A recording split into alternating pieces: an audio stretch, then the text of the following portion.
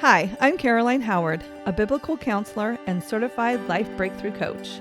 And I'm Chris Oneth, marriage and family therapist and executive director of Downey Park Counseling Associates. Welcome to Our Next Question, where we attempt to answer the questions of life through conversations in psychology and Christianity. Remember, this is a place of discovery and definitely not the final answer. We're just going to start because we're recording. We are starting. And we're starting. Caleb, our producer, has left the building. He's left the room. Yes. He's sick, and he's a kind And he's not angry. He didn't knock over a display when he left. No, he didn't. Do people do that? Some people.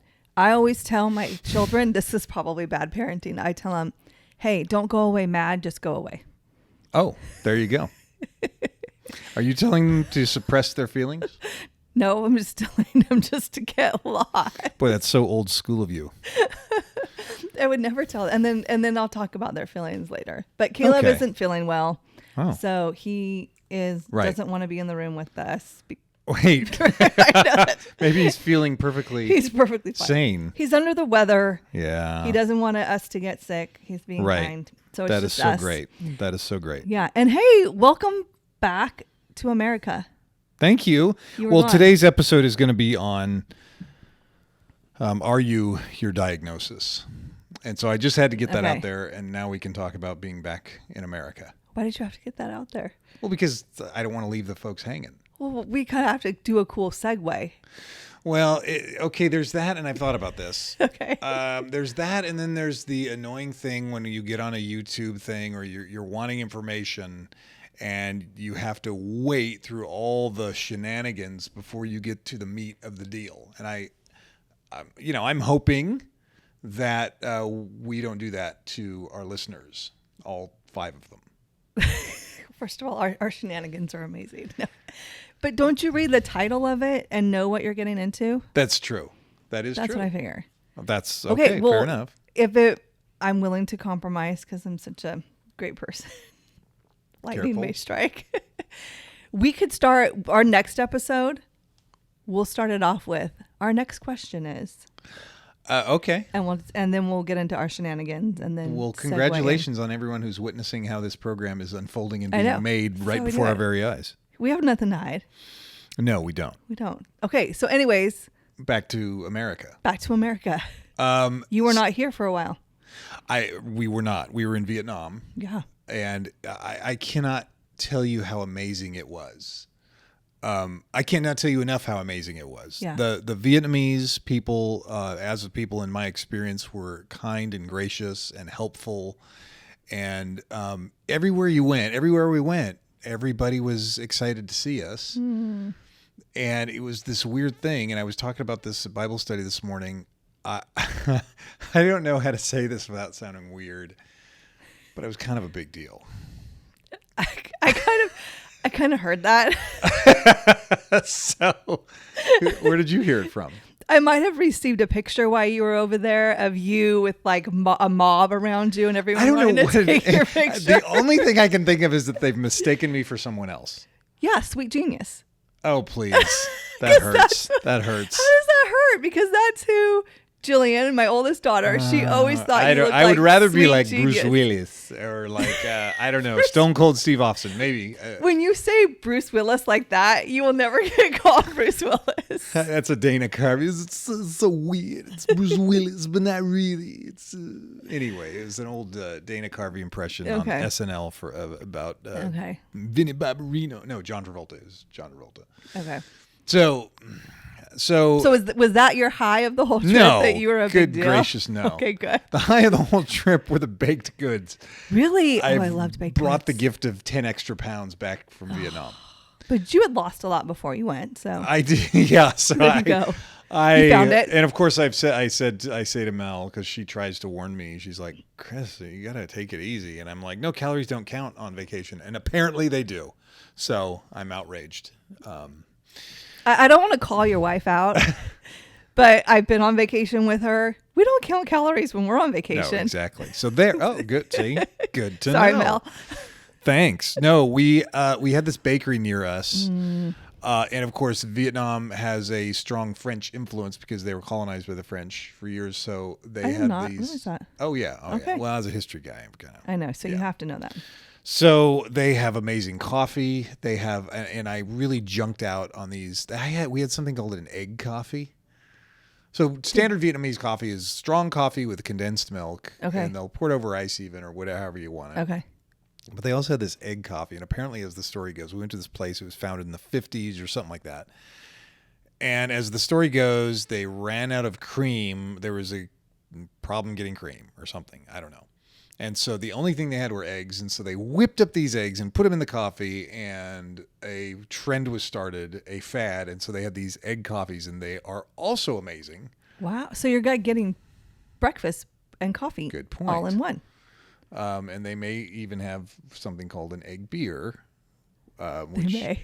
Yes. Was because that I was as in a foreign good as country. the coffee? No, but it wasn't as horrible as you might think.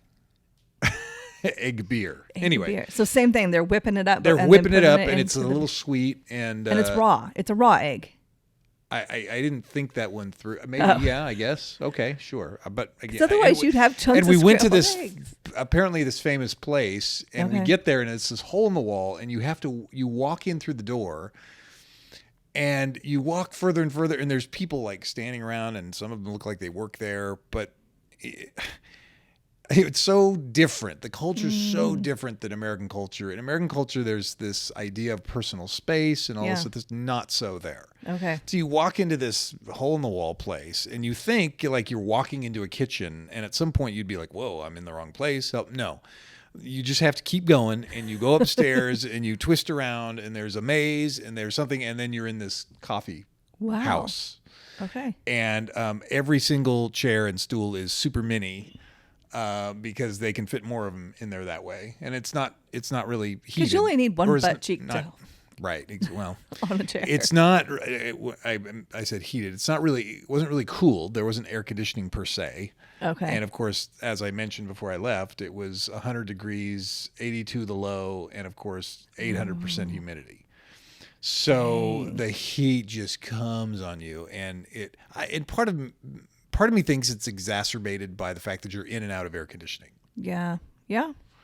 So if you were just and that was it, and you were outside and whatever, then you'd have to put up with it. Anyway, so that was great. And when we went to the bakery, we pretty much went to the bakery every morning, and they had both sweet and savory and anywhere in between stuff. Oh, Of course, I did not stop at one item per morning. Why would you? Oh, God, I mean, you might never get to eat there again. Oh, I know. I'll never experience flavors ever. And so picture, and I hate to say this because it's a little embarrassing, but they give you have a little tray that you get, and you go to the display cases, and you have tongs, and you grab the thing you want, unless you get there at 7 a.m. Okay. Then you have to take them off of the cooling racks.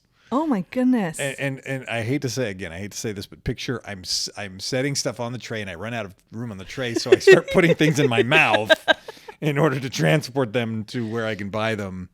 And then they have not only do they have the egg coffees and the Vietnamese coffees, but they have this coconut coffee that they do. Oh man! And it's a cold brew coffee with coconut in it, and I'm absolutely sure that's where the pastries too.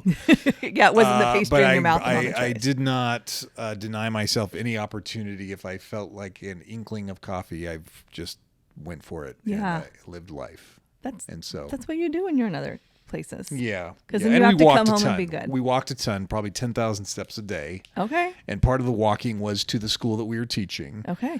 And part of Vietnamese traffic is that there are absolutely and utterly, I'm tempted to say there's no rules, but that's not it. I've mentioned this before. There's just different rules. Right. And so there's this ebb and flow that they all understand. And they move according to, it's a concert of chaos. Wow. And so I'm gonna have Caleb post some videos on the traffic, and what you're watching right now is some of the examples of the traffic and how it doesn't matter if there's a sidewalk or not; they will ride on the sidewalk. So do you just cling to like the side of the buildings? No, you don't. The sidewalk? You walk ahead, and you walk with determination, because the riders of the scooters will predict your behavior. If you stop or shift or run, that's unpredictable, and you have to meld yourself to what's happening. So you have to walk with confidence, like I know what I'm doing, absolutely. I know where I'm going, and absolutely, you're not going to run me over. There's some more footage if you're not looking at it right now of us crossing the street at one point, and my wife puts her hand up, and it's just like a superpower, but you have to gird your loins because it can be very anxiety provoking. Wait, so if she put her hand up, did people stop so you could cross? They will time you. So they'll kind of slow down. They'll slow down, and then now here's the other thing about Vietnamese traffic is that it goes slow. So even at their fastest, they're going 30 miles an hour maybe. Okay. Now here's the other thing I was thinking of, and this is when you have certain things in place, it allows other things to take place. So for example, we have pretty much strict traffic rules that for the most part, everybody obeys. Right. That creates a structure to go fast. We also are spread out. And granted, this was Hanoi. This was not the countryside. Okay. Even that is another variable because in Vietnamese countryside, the only smooth road potentially is the highway. And they don't have off-ramps like we have off-ramps. They have off-ramps every maybe 5 to 10 miles without an off-ramp. Oh, wow. We have off-ramps all over the place because all of our roads are paved nicely. Yeah. Now, potentially, if you're in the countryside of Vietnam, maybe the road isn't totally paved the way you would hope, and so you wouldn't be able to go fast there anyway. Okay. Even the bus guy that took us to Ha Long Bay, which is a famous UNESCO World Heritage Site place. It's beautiful. You've probably seen pictures of it. He was going an average of 35 miles an hour the entire way, so it took like 2.5 hours, and it would have taken us here in the States maybe an hour. Did it feel slow, like at first, and you just kind of got used to it? You can tell it does. It is slow. Okay. It is slow. Now some people dart and here and that, but the name of the game there is you cannot dart out into anything. You just merge into it. And as a matter of fact, the craziest thing is like a left-hand turn there in Vietnam isn't like a left-hand turn here. Here, a left-hand turn is you stay in your lane. Yeah. You turn wide. You turn past the right-hand lane into another left lane. Yeah. There, when you turn into to make a left-hand turn, you turn into the right lane and you go, you essentially, sometimes you go into the oncoming lane and then you merge over. Wow. Oh, it's wild. But it works. It does work. And they use their horns. Now, here's another thing. They use their horns to signal where they are. And for people to, hey, let's move out of the way or you're ahead of us and we want to get past. So they use their horn as a communication. Okay. Here in the States, we use our horn as a middle finger. That's an expression of how we're exactly. Feeling. It's like we don't and this is, it's very, it's like communication among couples, right? If stuff isn't communicated right away and honestly and sincerely, then it builds up, then it's angry, and then it explodes. Well, in Vietnam, they were using the horn all the time, and everybody understands. It's like, oh, there's a person there. Okay, I'll move out of the way. It's not taken personally. Okay. Here, it's obviously taken personally because we wait until we're explosive, and then we treat. I don't know. This is maybe I'm just talking to myself here, but sometimes when I use the horn, it is like if I had a missile to shoot out of my truck attached to the horn, then maybe that would. Please don't do that. Right. Exactly. No, but I'll use my horn as a hey, friend. Anyway. See, when I used my horn, it's like more of that. Like, hey, friend. Hey, the light's turned green. Did you not notice? Yes, it's not. I'm not using. No. I hate you. Get out of my way. Which a lot of people. There was a point in my life where yes, it was. But I've done some. You've evolved. I've evolved. I've done some self-reflection and work and sanctification. Thank you. Yes, and now it's more of a beep beep instead of a honk. So even the way that people move on the street can be like the traffic moves, and they don't have the Western. At least this is my observation. I could be wrong, but they don't seem to have the Western concept of personal space, and it doesn't bother them. Like when we were queuing up to go into this cave at Ha Long Bay, first of all, it felt even more stifling, the humidity, than in Hanoi, because we were on the water. Yeah. So it's super sweaty, Right. and then everybody's pressed up against each other. You're just mixing sweat. And so at one point I was alongside my wife, but I'm a little more aggressive than she is. And so I'm kind of pushing, I'm acting like, hey man, I'm fitting in with Vietnamese. Yeah. And so I move up ahead and I look back there and she's like 1,000 yards behind me. And I'm like, oh, so I stopped off to the side and I waited. That was nice. Well, she tells me later that there's a Vietnamese gal behind her, like pushing her. Pushing her to go, and Mel looks at her, and the gal smiles and nods, and it's like, "Hey, friend." It's like, it's not meant to be offensive or anything. It's like, "Hey, we're helping." Yeah. And so the other weird phenomena is that, people wanted to take their pictures with me for some reason. And while we were in this line of zero personal space, and we're walking upstairs and everything, all of a sudden someone squeezes my arm, like squeezes it, like not like when you were, or at least like when I was checking your muscles, or like I think so, yes. Oh, which I mean, I do mean to laugh. I don't mean to laugh. No, but I'm like, that's there for show. That was not what it used to be. So, but yeah, it was You're like, yes, I'm packing. I got no, guns right. well, no, those days are anyway. So, so that was interesting. And then, so it was. So you don't. That's And then, then, can I just say really quick, if you all don't know who Sweet Genius is, just Google it really quick and just please send me a message and let me know if you agree or disagree. Wow.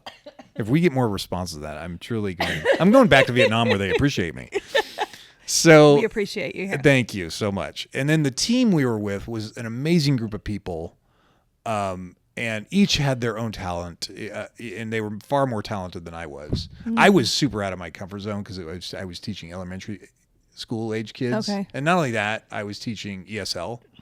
So I've taught like high school and I've taught college. Right. And so there's almost this philosophical thing that I can use. I can even use my humor. Not with these kids. I mean, they were amazing kids, man. And they loved on us. I mean, it was just...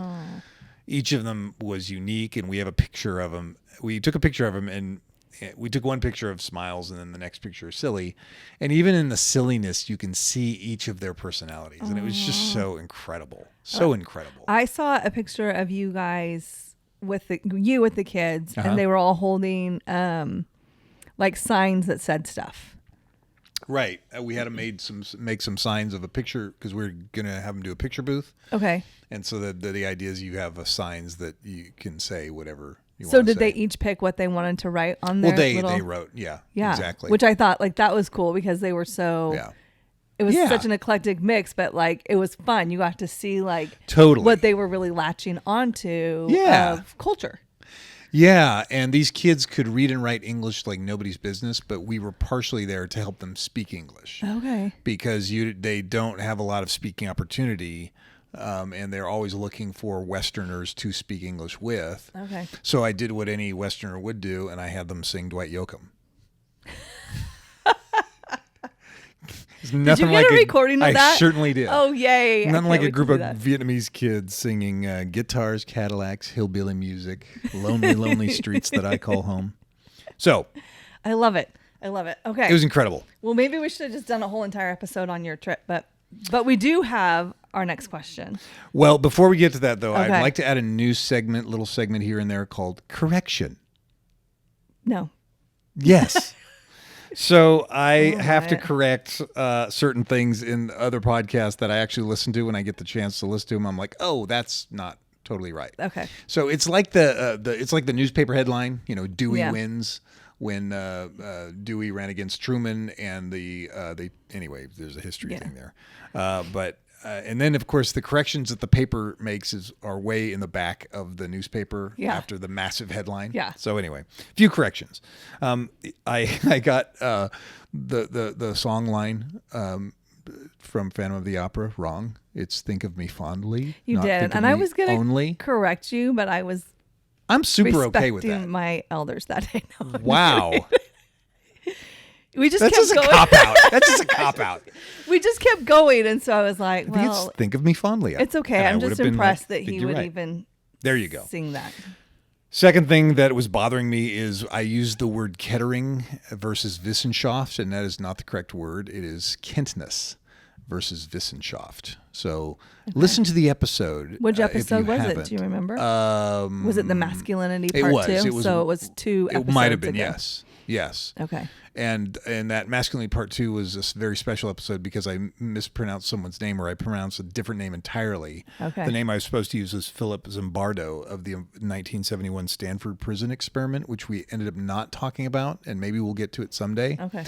But it's Zimbardo, not Zimmerman. Okay. So a couple things there. If you're playing along at home, you're either cringing when you hear me use something incorrect. And he was a history teacher. I know, right? So that's one. The second thing is sometimes these not sometimes. We do outlines, you and I. Yeah. But also a lot of stuff comes from our memory and experience and everything else. And so obviously my memory is flawed. Well, I don't know about you, but I am a fallible human. Yes. So cool. We're not always going to get it right. There you go. I will just, if it makes you feel better, we have not received any hate mail about it. I haven't heard any complaints. I could have played that off like I was seeing if our audience would leave comments. Okay. Yes. You could have, but you didn't. And you are all still invited to leave comments. You are. Thank you. And you're all also invited to look up Sweet Genius and let us know. No! Stop saying that. Can we change the subject? She doesn't even call you that anymore. So my daughter used to, every time she'd see him, would be like, we've talked about this. Hi, Sweet Genius. And it was so sweet because for her it was endearing because she loved that show. And she loves you. And so, but you would get all mad. And then I do remember my son is calling me in the middle of the show, even though I was like, hey, I'm recording a podcast. Maybe he wants to be part of the podcast. He did. He wanted to come so bad today. Oh, wow. And I said, not this time, but maybe next time. Oh, boy. I know. He better come prepared. He wants to be on it. We could. Let's get into it. Yeah. Our next question. Okay. Are you your diagnosis? I am not. Why is this question important? Be where you are, Caroline. I am. I'm just answering his text because, he's home alone. Okay. He just wants to go to Rock and Jump. We're all good. Okay. But he's getting a ride. This is real life, people. I'm a mom. Got to do things. Totally. So why this follows along with our last episode on identity. Yes. On identity, right? How so? Because if we find our identity, if our identity is in Christ, yes. And that is, we don't identify. Yes, we identify as a mom, a dad, a husband, a wife. Right. Giants fan. Giants fan. Thank you. It's morning today. New York Giants. Sorry. I'm sorry. In case you aren't watching the video, I just gave him a really dirty look. Well, the San Francisco Giants founded in 1963. See, I don't know all the history. Yes, no. I do know that. But it's not. No, I was doing something incorrect again. They actually started off as the Brooklyn or the. We're getting off topic. We are. Sorry. So something Giants somewhere in New York. No, I lost my train of thought. Yes, people Brooklyn are tuning Dodgers out. Don't tune out. versus We're coming back. We're good. New York Giants. Okay. They were the New York Giants. So, are you your diagnosis? Well, if your identity is found in Christ, yes, then you will not identify by your diagnosis. So, why would it be tempting to identify as a diagnosis? Well, in my opinion, would be people use it as a crutch. Right? Or as an excuse. Okay, do tell. So, if I say, I am anxiety. Right. Yeah, I have anxiety. Yeah, and so that's all I like. Then we use an excuse. Well, I can't go because I have anxiety. I can't do this because I have anxiety. Sure. Or you should feel sad for me because I have severe anxiety disorder. So it's a way. It becomes a way of interacting with life. Yeah. That's rough. It's identifying you because it is circling every decision you make. So this is an interesting story because my son gave us a ride to the airport and then picked us up when we after a 48-hour journey around the world, literally. Yeah. They redirected our flight because there was a typhoon. So we couldn't go back the way we came. We couldn't go across the Pacific Ocean. So they sent us to Istanbul, Turkey from Vietnam. You just got to see more. And then from Istanbul to SFO, which technically we went around the world. Right. That was awesome. So check that bookmark, check that check mark off or whatever. So my son says to us, hey, my car was in an accident. He was on the freeway and a gal was merging over and hit the side of his car. And essentially he has tire marks on his door of his car. He said this gal had an 80s something or another. Well, immediately he pulls over, she pulls over. She is hysterical when and by the way, he notices in the rearview mirror while she's pulling over, she hits someone else. And this is on the freeway, and it's like bumper cars. Oh my gosh. Well, so they pull off to the side of the road. The other person, I guess, didn't stop at all. It was like a Tuesday for them. So Commuter Bay Area traffic. Yes, they will think that. So the gal gets out of the car, and my son said she had a purple hair and she had a purple drink. And she was like hysterical. And she's like, I have anxiety and this, that, and the other thing. So right there. Yeah, it's an excuse. Well, and to be fair, I don't think people are rubbing their hands saying this will get me out of it.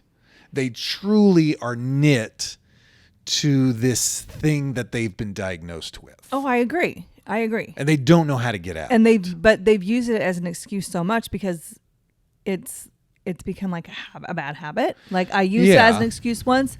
I saw it get me out of something, or I saw I got treated differently because I said I had that or whatever, and our brain remembers that. Yeah. And so then we just keep using it as a Well, then excuse. What's the way out of that? What's the way out of that? Well, you're not your diagnosis. All right, answer the question. We're done. Wow. Well, okay. So I think the way out of that is to push through. So you mentioned you have anxiety about swimming. I do. So part of the way, and this is a proven psychological technique, are we having a session? Exposure therapy. Okay. No, I'm just kind of relating. But I've read studies that exposure therapy is not good. So it depends. Okay. So it always depends, right? Okay, so the part of the problem with even I'm feeling anxiety right now just because you brought that. I'm like thinking of swimming and I feel it. That's crazy. Well, and that's a good point. It's to your point is right. like part of our anxiety or depression or whatever else is re-upped when we think about it. Right. And that even gets into perpetuating different traumas we've been through. Mm-hmm. Right.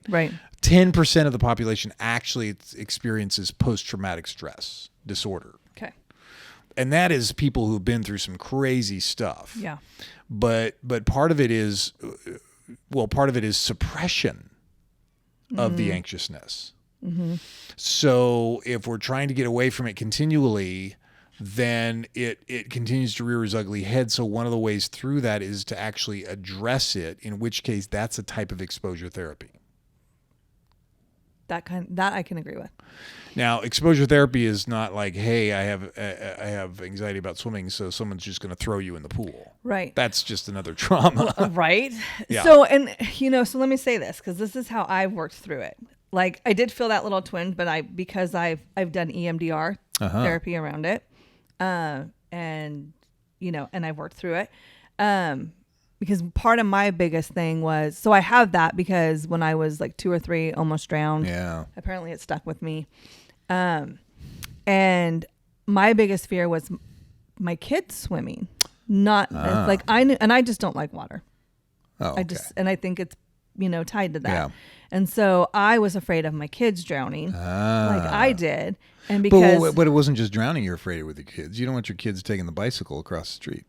Oh my gosh, do you know where my kid was on his bike today? I'm so over that. The exposure therapy. That or just sticking my head in the sand and acting like it doesn't exist. Hey, no, but that's interesting because then what you're doing is you are looking past the actual fear to the outcome or to the solution. Right. Well, because even he gets left home alone a little bit, not for like a big chunks of time. But my rule was like, you can't go out on your bike if I'm not home. Okay. And you're like, none of your friends can come in the house. We're not having house parties at this age with 12-year-old boys. And then a good idea. Then you start to think about it, and I'm like, well, why does it matter if I'm home or not if he rides his bike? True. Good point. As long as he's not going to Wildfire and having cocktails, then I suppose. Yeah, if he's going without me, I'm gonna be really mad. What are you and doing? so, so now the rule is like right today, he's home alone for a couple hours while I'm here. And the rule is, hey, if you go out, just text me. Right. So I know you're not at home. Fair enough. And I don't feel that anxiety anymore because again, he's proven that he's responsible and he's totally. Well, so this goes back to the potential drawback of continuing to refer to our diagnosis when these issues come up. Right. So I could automatically hold on to I'm an anxious person. Yes. And that's why. Or again, I can work through it like I did with the swimming thing. Right. I worked through it. Why was I anxious about it? It wasn't about my kids drowning. It was about I couldn't save them because I'm not a strong swimmer. And so when I figured... the way around that is to become a strong swimmer. Yeah, but I don't like the water. Grr. I don't like the water and I have ear issues, so I can't go underwater. Okay, so that ties into... This is an interesting discussion. Every time we get together, it takes turns that I don't anticipate, but they're great. I know. This is why I hired you. So I'm No, you hired me because your wife told you to. This Okay, is why that's you're true. my friend and we hang out. Right. We have great conversations. No, so I don't want to make this about Caroline's former anxiety about her kid going out, but just to continue the example, you could totally say, well, I am anxious, therefore he can't do anything. Right. Or and he now shouldn't do stuff to make me anxious. I'm letting my quote unquote diagnosis now affect what other people can and can't do. Right. Not cool. So, yeah. So that's part of the practical end of we are not our diagnosis. Mm-hmm. Here's sort of the more, background to even how we've come to get diagnosis. Mm-hmm. And we in the mental health community use the diagnostic statistical manual, it's the DSM, and we are on the 5th version right now. We use that. It has lists of symptoms, essentially. Yeah. And the idea is say, for example, with depression, well, it has a list of, say, 10 symptoms. Mm-hmm. Off the top of my head, I suppose I could have it right in front of me and I could count how many symptoms it lists. I guess I should say nobody really actually has all of that stuff memorized. It's why we have the big... That's why we have book it dog-eared and post-it noted. That's what Google's for. And absolutely. So we check this on Google. Some of them are pretty standard. We see them a lot. Generalized anxiety, GAD, depression, even low-level depression, which is called dysthymia. Okay. And so there's a list of symptoms. Let's say there's 12. And if they have like 7 of them, it'll say they have a clinical basis to be diagnosed with depression. Mm-hmm. Now, where does that even come from? Who decided those symptoms and everything else? Yeah. So, yes, we have this DSM, and it has helped in the sense that there are actual lists of benefits and drawbacks. So part of the advantage of having a manual that says this is the in a sense, a Bible of diagnoses for mental health. Part of the advantages are that it standardizes what everything is. It's here are the qualifiers, mm-hmm. right? It standardizes for billing and even coding for, believe it or not, insurance. And that is one of the things that drove the creation of the DSM. Insurance. Is so insurance can say, okay, is it something? Because if it's something, we'll cover it. And if it's nothing, we're not going to cover it. Right. Now, the other dirty dog in the fight is, and this is even a bigger driver than insurance, is medication. Because and there's been books written about this, part of the past problems with the DSM have been that it was created and symptoms were qualified and found in order to develop medications to treat those symptoms. Now, sit on that one for a second. I know. Part of the DSM, with these symptoms and everything, that can guide research as far as how to treat these symptoms. Right. So there are positives, and it guides treatment. Yeah. Right. So there are positives, and and we need some sort of standard. Otherwise and we need to name these things. Like if there wasn't a name for, well, he feels this weird feeling in his, chest when he, goes outside. And so what do we call that? Well, we needed to call that anxiety. Yeah. Yeah. And then there's specific anxiety, then there's general anxiety. It just, every time I feel it, it's out there. So we call that a generalized anxiety disorder, or GAD. Or there's SAD, social anxiety disorder. Yes, exactly. It's when I talk to people. So the problem with coming up with the diagnoses in order to come up with a medication to treat the diagnoses is then there's not diagnoses for something medication can't potentially treat, or that insurance can't bill. Right. So one of the big issues in mental health is that insurance does not reimburse for couples counseling. Which I think is so ridiculous. It is ridiculous. So ridiculous. Part of our symptoms and these collection of symptoms that we have can be brought about through our relationships. Right. Well, I'm just thinking if you as a couple are doing good, then you're not affecting your kids as much, and your kids aren't going to need therapy and diagnoses and medication. Totally. Let's start at the root. Let's get the parents good. Oh, absolutely. And if insurance companies understood that even mental health, that treatment and the care of mental health can also benefit other health areas. Yeah. Heart disease lowers, chronic stress on the body, that decreases, all that stuff. Right. It's almost as though the insurance companies want us to have these problems so that it keeps the industry alive. Well, yeah, and pharmaceutical. I hope I didn't just say that out loud. You did, and I'll just add pharmaceutical companies too, right? I mean, they're all they all have these nice lined pockets, and so let me ask you this question: I had it in my head. Do you think diagnoses hinder people? I think it does both. I think it helps and it hinders people. Okay. Because there's so many people out there who, and I'm sure you've had clients where you're like, oh, this and this and this is happening to you. That's anxiety. Yeah. And they're like, what? Or, oh, you're not getting out of bed and you're not engaging in these, activities of life, and you're not showering regularly. That sounds like depression to me. Yeah. And they're like, what? Yeah. Whoa. So that can be a pinpoint at which a person says, aha, here's something that I'm struggling with. Right. That is a signal or a light to say, okay, now let's talk about solutions to take care of that. Right.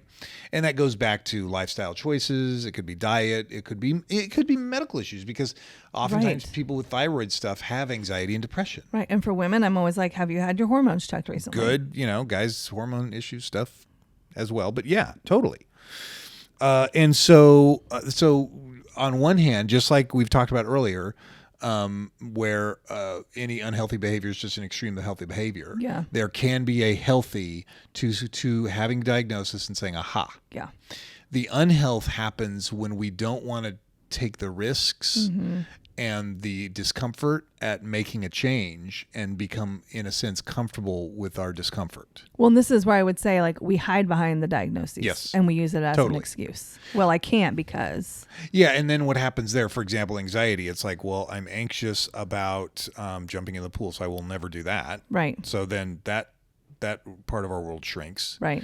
Well, now I'm anxious about even going near the water or sticking my feet in, so I'm going to stop doing that. Yeah. And now I'm anxious about even, going out front or outside, so that shrinks. Yeah. And our world has totally then become small. Right. And that never, ever, ever, ever takes care of the anxiety. Right. Especially how 100% right, because that's like where I had come to, where it's like, I don't want to go to the beach and the ocean. My kids are going to get in the water, and I couldn't watch. But now I can. And so there you go, right? So actually dealing with the anxiety is actually pushing against it and challenging it. Yeah. Right. And getting to the root cause of it as well. Yes. That's part of challenging. Right. It's like now there's even an extreme of getting to the root cause, because what happens with people is once they get to the root cause, then instead of making a change and making other choices, they'll go back to, but it's because of this and because of that, and they'll really indulge in finding the why, but they won't take the scary step of crossing the threshold of now what. Right. Have I said my phrase about excuses on here yet? I'm afraid. Excuses are tools of incompetence Ooh. that build buildings of nothingness. Oh, wow. That's not mine. I did not come up with that myself, but I use Say that it again. often. Excuses Yes. are tools of incompetence. Yes. Which build buildings of nothingness. Wow. I mean, you could go off in a number of directions. Excuses are tools of fear, right? That build buildings of fear, Yeah. or helplessness, Yeah. buildings of helplessness. Yeah. Well, and it's through that helplessness that then we are stuck, and really then our diagnosis is the only thing we're left with. Right. And I think what people do, and I could be wrong about this, but in my observations, is they use that diagnoses to try and elicit support and help from others, not realizing that they are giving up their own autonomy. Yeah. Yeah. Okay, so we talked about some of the advantages of having a diagnosis and the DSM. Okay. Here's some of the disadvantages. Okay. And yes, there are more. So first of all, the DSM actually lacks scientific basis. There's actually no, and that's why they call psychology a soft science, because it is very philosophical. It is. Right. So it's not like a codified, you have a rise in your body temperature Right. every time There's not this like happens. things to measure. Yes, Yeah. exactly. There's no beaker. Yeah. Which, again, there's some questions there about whether or not just because you can't measure it doesn't mean it's not a thing. Right. Right. Right. So the DSM, it actually has cultural bias. Right. And for years, what people don't realize is we've had, and this was a trend probably in 2010. You can research me on that one and prove me wrong, please. But for a while, there was a big push to understand the weird of psychology, how psychology was weird. Yeah. And what they mean by weird, it is Western. Most of the people who they had measured for psychological issues were westernized, educated, industrialized, rich, and democratic. Weird. That is weird. So you've got this cultural bias of saying, this certain segment of the population, like westernized, educated, industrialized, rich, democratic, experience these symptoms. Therefore, that must be across human culture. Yeah. Right?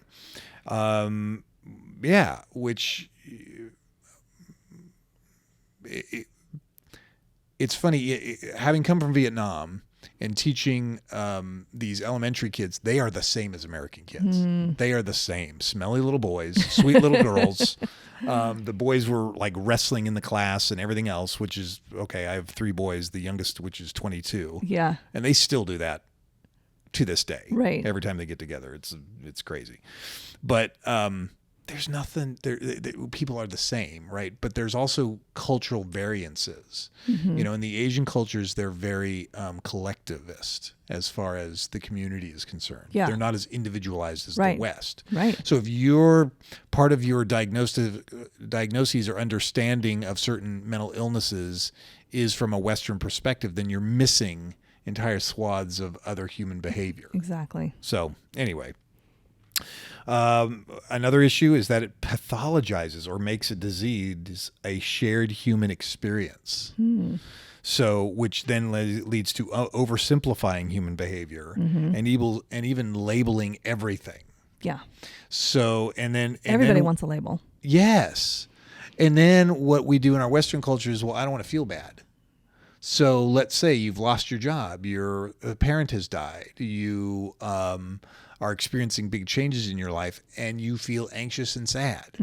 Well, then that's bad. I don't want to feel that. Well, it's like, that's actually pretty normal. Right. You're supposed to feel that right Yeah. now. Depression is a normal response to a depressing situation. Yeah.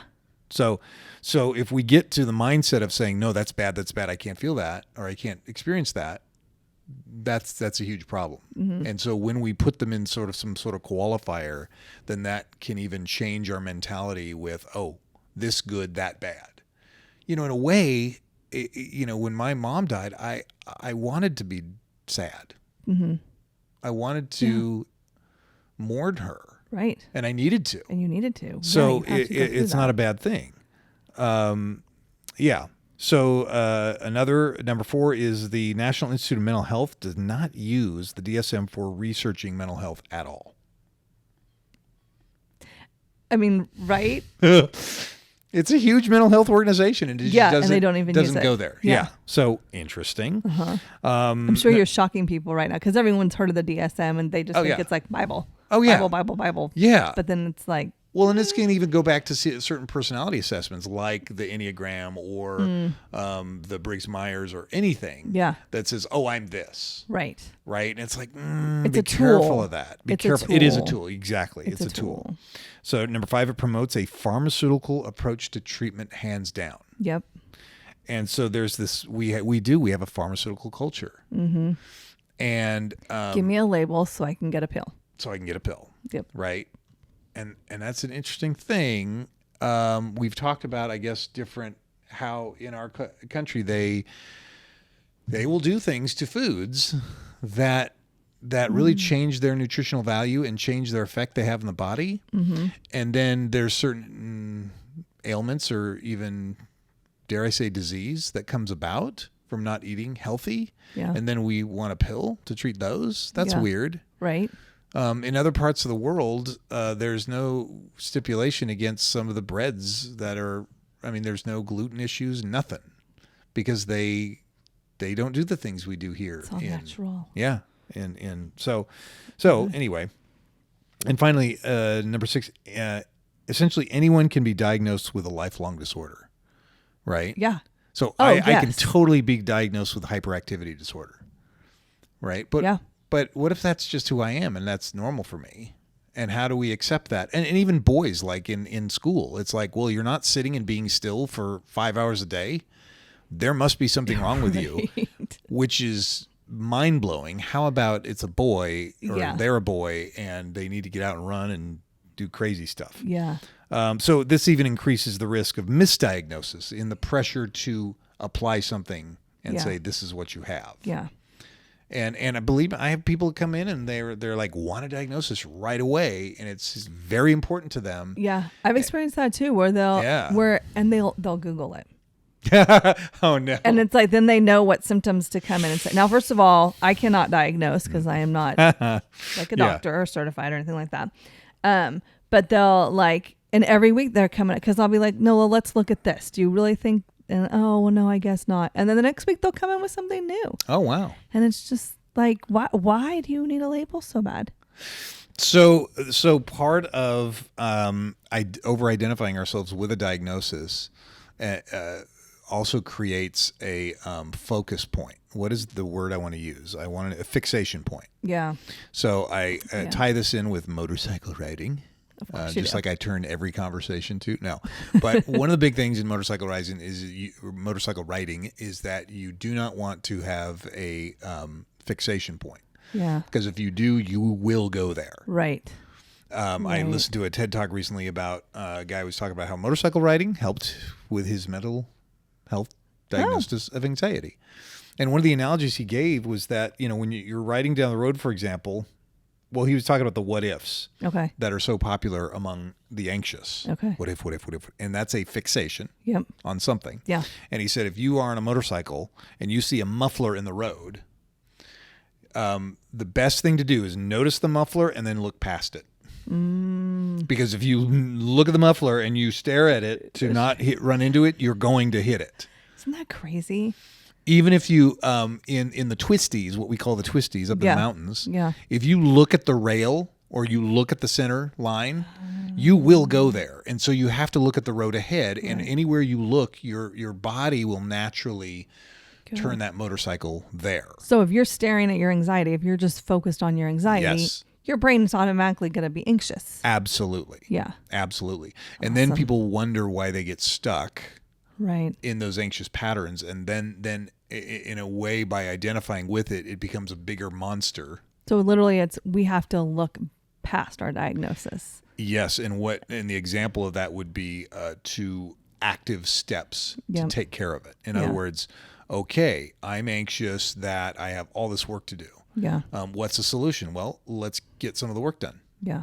Let's face it. Exactly. Get to it. Yep. And then, oh, wow, I got a percentage done. Now I feel better about that. Let's Yep. not skimp on that. Let's not drop that ball, but go after it again. Yeah. And the other thing about the DSM, and this final note, I didn't write this down, but it popped into my head, And is then that we'll it wrap keeps up. changing. Right? It keeps changing, which understandably as we learn more about things, but it also changes politically. So if there's an unpopular diagnosis that is not currently politically acceptable, it's not an issue of it no longer is an issue of is it causing mental distress? Yeah. It becomes, is it going to offend someone, or is it unpopular to diagnose someone Yeah. with this? And so therefore we need to take it off the table. Right. We went through that with my oldest daughter with special needs. You know, when she was first diagnosed, it was mental retardation. Well, then they didn't like that word. So then it was, no, now we got to change it. Now we got to call it an intellectual disability. Right. And they've changed it again. But I'm like, I'm not going to keep remembering this stuff, people. No. Like you're, It's a shifting sand. yeah, she's got issues. Okay. Like we all do. But Yeah. And which is interesting because if a phrase or something offends, right. that goes back to, well, I have this diagnosis of anxiety, therefore other people or situations have to conform to make me feel better. And that is a losing prospect. Exactly. Okay. We were out of time. We're out of time. Yeah, we went crazy. Do you have any last thoughts? It just so happens that's all you had? all I had. Well, I was just. So we are not our diagnosis. We are not. So your diagnosis does not define you. No, it doesn't. Nor does it put barriers around what you can and can't do. That is absolutely true. And so we need to just remember that, like, we are not our diagnosis. Right. And if we go back to identity, Yes. it's not what we have that defines us. It's whose we are that defines Absolutely. us. Absolutely. So, all Praise right. God. Thanks, everyone. Awesome. Thank you. Thanks for joining us today as we continue our journey talking about life's many questions. To stay connected with us, you can follow us at Downey Park Counseling on both Facebook and Instagram. You can also follow Caroline on Instagram at Relatable Caroline. And make sure you tune in next week for our next question.